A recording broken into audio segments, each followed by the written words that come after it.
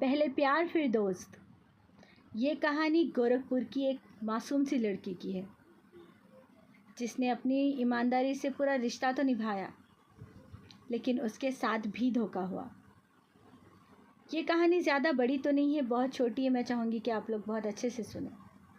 लड़की के 10th के एग्ज़ाम हो चुके थे। वो गोरखपुर से दिल्ली अपनी सिस्टर के पास गई हुई थी। वहाँ पे उसका फ़ोन लेके वो टिकटॉक यूज़ करती थी। टिकटॉक पे रील्स देखना, उस पर मैसेजेस करना।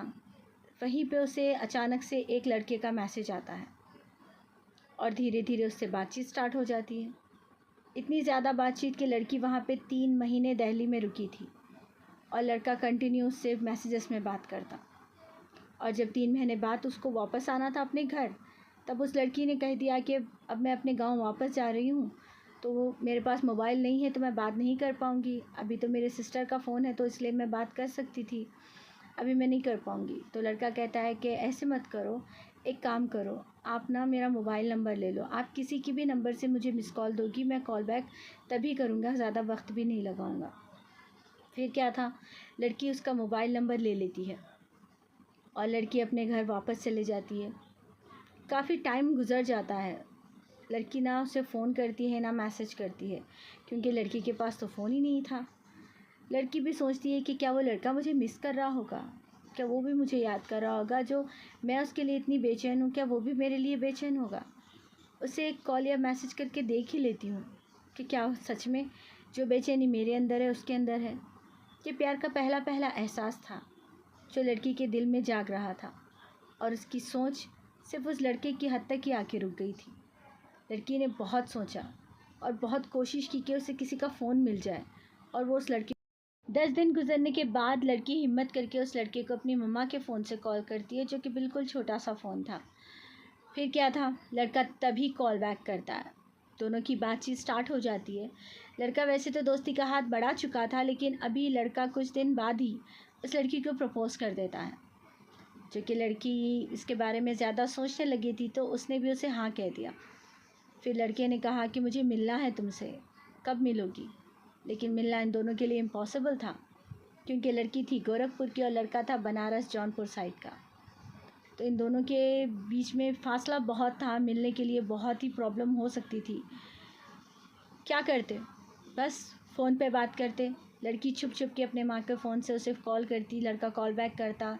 बहुत सारी मुश्किलें उठा के इन लोगों ने बातचीत की, एक दूसरे के रिश्ते को क़ायम रखा, बहुत एक दूसरे से प्यार के साथ रहते थे।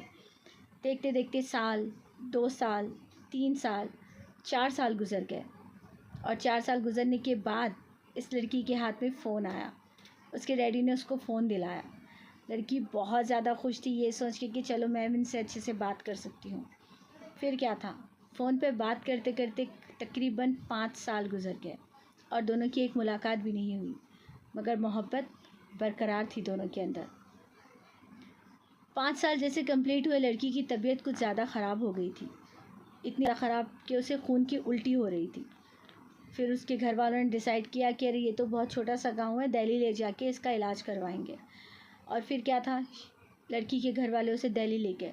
जैसे लड़के को पता चला इस बारे में, लड़की ने बताया कि मेरी तबीयत ख़राब हो गई, हम लोग दिल्ली आए हुए हैं।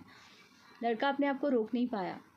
वो ऐसे तैसे करके उसने अपने गांव से बनारस से मुंबई, एंड देन मुंबई से फिर दिल्ली आया, सिर्फ उस लड़की से मिलने के लिए। लड़की से बात की। उसे लड़के का कज़न ब्रदर दिल्ली में रहता था, उसके मौसी का लड़का। तो वो पढ़ाई के बहाने आ गया था दिल्ली को, और इसी बहाने लड़की से भी मिल लूँगा। वो बीकॉम की पढ़ाई पढ़ रहा था, उसने लाइब्रेरी में जॉब भी कर ली, ये सोच के कि हाँ मैं पढ़ते पढ़ते जॉब करूँगा तो मेरे ख़र्चे को कुछ पैसे आ जाएंगे। और फिर इस लड़की से बात करते हुए डिसाइड किया कि यार मैं तुम्हारे खातिर इतना जुगाड़ करके यहाँ पे आया हूँ और तुम मुझसे मिलोगी नहीं। लड़की ने बोला कि हाँ मिलूँगी ना, अभी मेरी तबीयत बेहतर भी है तो ज़रूर मिलूँगी। कहाँ मिले हम लोग। फिर उन लोग ने डिसाइड की जगह, एक हॉस्पिटल था, वहाँ पे उन लोग मिलने का सोचा दोनों ने। फिर लड़की भी वहाँ पे गेट कने हॉस्पिटल के इंतज़ार कर रही थी। लड़का पहले आ चुका था, वो सारा हॉस्पिटल ढूंढ के आ गया, लड़की नहीं दिखी। फिर उसने कॉल किया उस लड़के को, दोनों ने एक दूसरे को कॉल किया, बात की कॉल पे।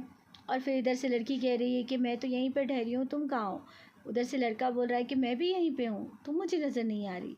दोनों एक दूसरे को अपनी जगह बताते हैं। तभी दूर से लड़के की नज़र पड़ती है इस लड़की के ऊपर, कहता है कि मैंने तुम्हें देख लिया। लड़की कहती है कि हाँ मैंने भी तुम्हें देख लिया।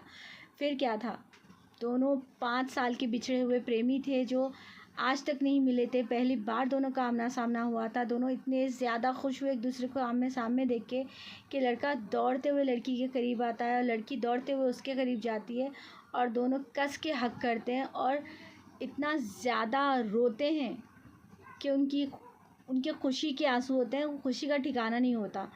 इतना ज़्यादा रोते हैं, एक दूसरे को लपट के इतने ज़्यादा खुश होते हैं कि 5 साल बाद जब से हमने बात करनी शुरू की हम पहली बार मिले हैं, ये सोच के वो इतना ज़्यादा खुश होते हैं। दोनों की आंखों से आंसू जाते हैं। फिर क्या था, दोनों हॉस्पिटल में हाथ पकड़ के घूमते हैं, कैंटीन में जाते हैं, वहाँ पे कुछ खाते पीते हैं, लस्सी पीते हैं। फिर वहाँ से जब लड़की को लड़का बताता है